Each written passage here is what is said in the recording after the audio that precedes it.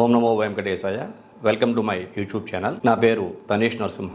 నా phone number వచ్చి 8712190468. ఈనాటి కార్యక్రమంలో ఈ 2024 మే 1వ తారీఖు నుండి ధనుస్సు రాశికి రాష్ట్రాధిపతి చతుర్థాధిపతి అయిన గురుడు మేషరాశిని వీడి వృషభ రాశిలోకి ప్రవేశించి సంచారం చేస్తున్న సందర్భంలో ఇది ధనుసు రాశికి 6వ స్థానం అవుతున్న కారణం చేత ఇబ్బందికర వాతావరణమే ధనుసు రాశి వారికి ఉండబోతోందని చెప్పుకోవచ్చు. ధనుస్సు రాశినాథుడే ఇక్కడ 6వ ఇంట వృషభ రాశిలోకి ప్రవేశిస్తున్నాడు గురుడే. దీనిని షష్టాష్టక దోషము అంటాం. ఈ షష్టాష్టక దోషం ధనుస్సు రాశికి సంపూర్ణంగా ఏర్పడుతున్న కారణం చేత వీళ్ళు ద్వాదశాది 12 రాశుల్లోనూ కూడా గురుదయాబ్ద ఫలాన్ని పొందక అనేక రకాల సమస్యలకు లోనయ్యేటువంటి వ్యక్తులలో ఈ ధనుస్సు రాశి వారే గోచరిస్తూ ఉన్నారు. అందుకని ధనుస్సు రాశికి చెందిన వ్యక్తులు ఏ రంగానికి చెందిన వారైనా సరే, ఎటువంటి వృత్తి వ్యాపార వ్యవహారాల వారైనా సరే చాలా జాగ్రత్తగా ఉండాలి.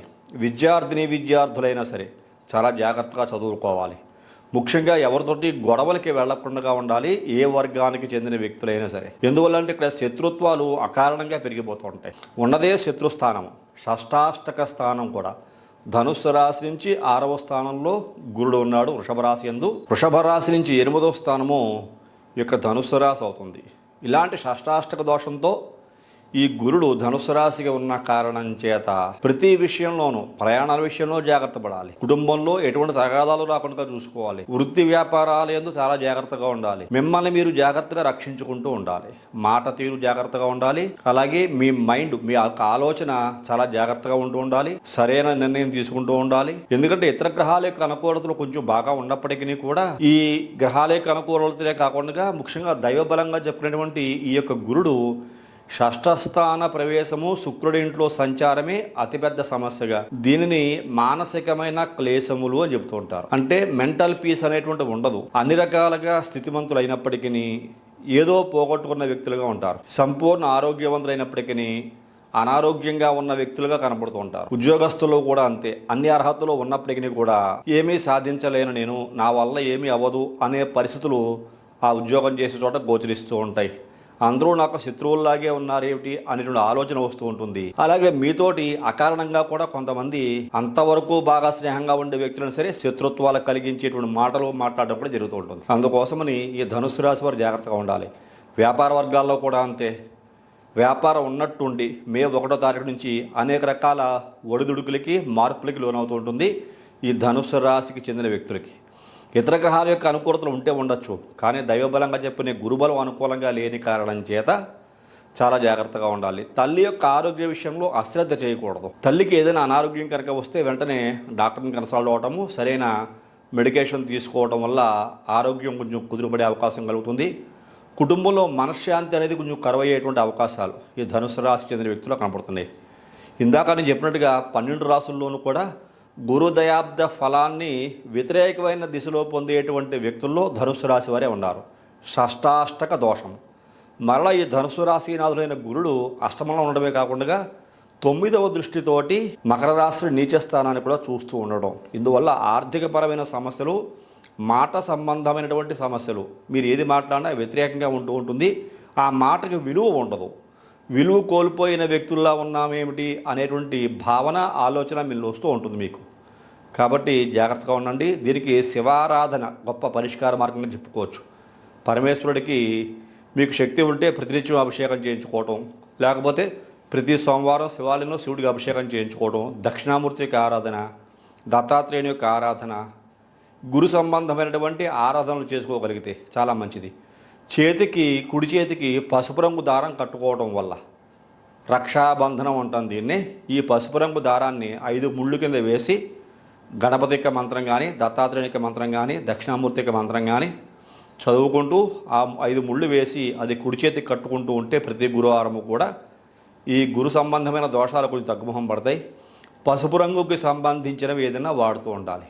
కనీసం ఒక రుమాలేశ్వరి దగ్గర పెట్టుకుంటూ ఉండాలి. మీరు వాడే మొబైల్కి పౌచ్ ఎల్లో కలర్ దొరికితే వేసుకున్నా కూడా మంచిదే.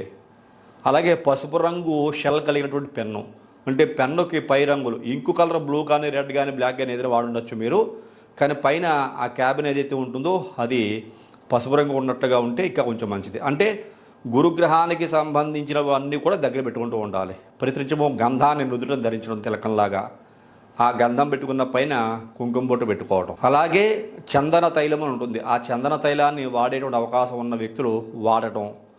ఇలాగ గురు సంబంధంగా ఉండేటువంటి వస్తువులు.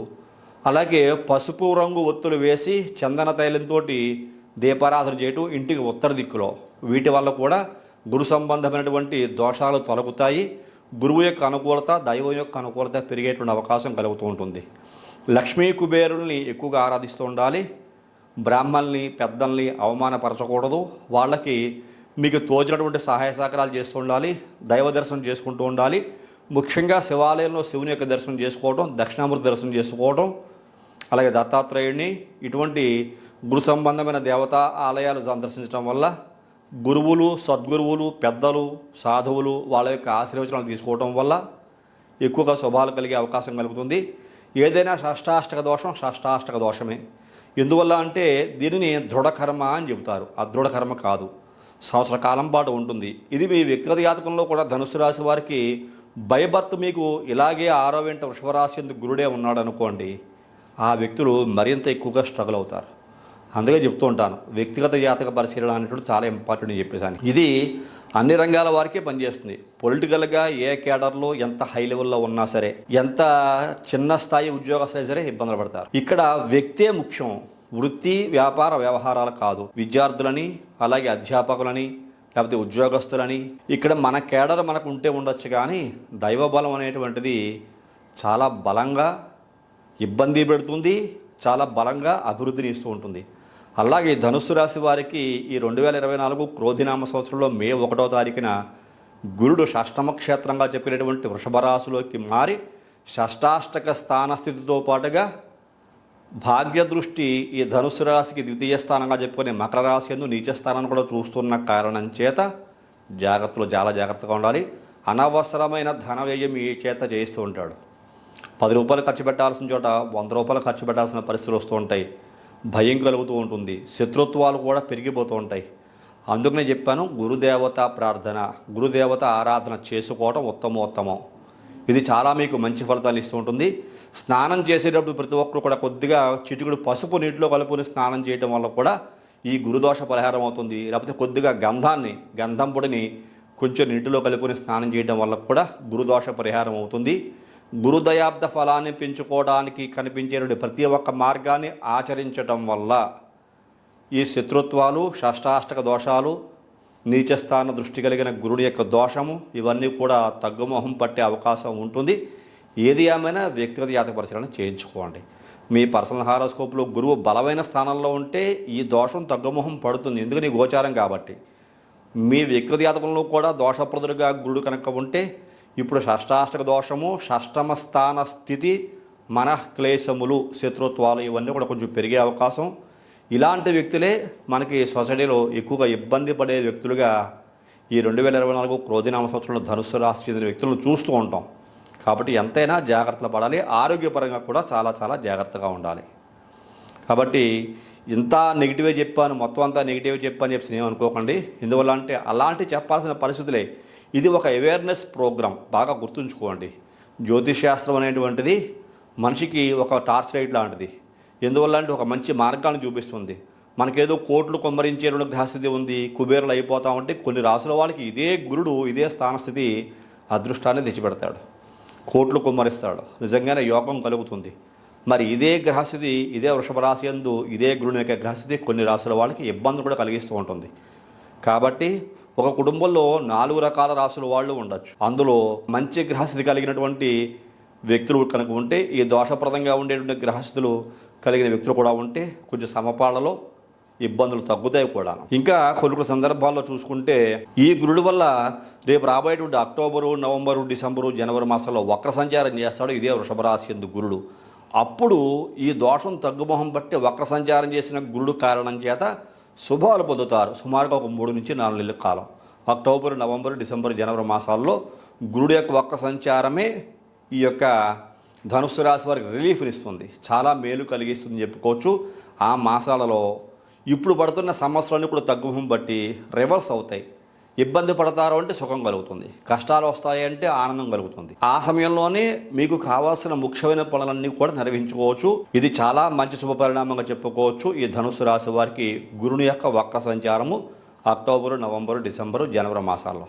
కాబట్టి భయపడాల్సిన అవసరం ఉండదు. ఎందువల్లంటే భగవంతుడు ఏదో ఒక రూపంలో పూర్తి కష్టాల్లోకి నెట్టేయకుండా వ్యక్తులకి వక్ర సంచారం రూపంలోనో లేకపోతే వేరే గ్రహాల యొక్క కలయిక రూపంలోనో, దీర్ఘ సంచార గ్రహాలు వేరే కొన్ని గ్రహాలు అనుకూలించే రూపంలోనో మేలులు కలిగిస్తాడే కానీ పూర్తిగా కష్టాల్లోకి నెట్టేయడు అనడానికి ఇది ఒక ఉదాహరణగా కూడా తీసుకోవచ్చు. కాబట్టి ఇబ్బందులు ఉన్నప్పటికీ కూడా అక్టోబర్ నుంచి జనవరి వరకు 4 నెలల కాలం పాటు ఆ ఇబ్బందుల నుంచి తట్టుకొని చాలా సానుకూలమైన శుభ పరిణామాలు పొందేటువంటి వ్యక్తులుగా ఈ ధనుసు రాశి వారు ఉండబోతున్నారు అని చెప్పేసి మనం చక్కగా చెప్పుకోవచ్చును. ఇటువంటి సందర్భాలలో మీ పర్సనల్ హారోస్కోప్ మరలా చెప్తున్నాను, అనాలిసిస్ కూడా చేయించుకోండి. మీలో ఎవరన్నా మీ వ్యక్తిగత జాతకాన్ని నా ద్వారా అనాలిసిస్ చేయించుకోవాలి అనుకుంటే ఈ పక్కనే కనపడుతున్న నంబర్కి ఫోన్ చేయండి. మీ డేట్ ఆఫ్ బర్త్ విషయాలు తెలియజేసి జాతక పరిశీలనకి తగిన రుసుము కూడా చెల్లించి జాతక పరిశీలన చేయించుకుని ఏదైనా దోషాలకి పరిహారాలు తెలియజేస్తే అవి కూడా చేయించుకుని మంచి భవిష్యత్తు పొందవలసిందిగా మరొకసారి తెలియజేస్తున్నాను. తదుపరి వచ్చే కార్యక్రమంలో మరిన్ని ఆసక్తికర విషయాలు తెలియజేసుకుందాం. ఈ కార్యక్రమం నచ్చితే ప్రతి ఒక్కరు లైక్ చేయండి, షేర్ చేయండి, సబ్స్క్రైబ్ చేయండి. అంతవరకు సెలవు. నమస్కారం.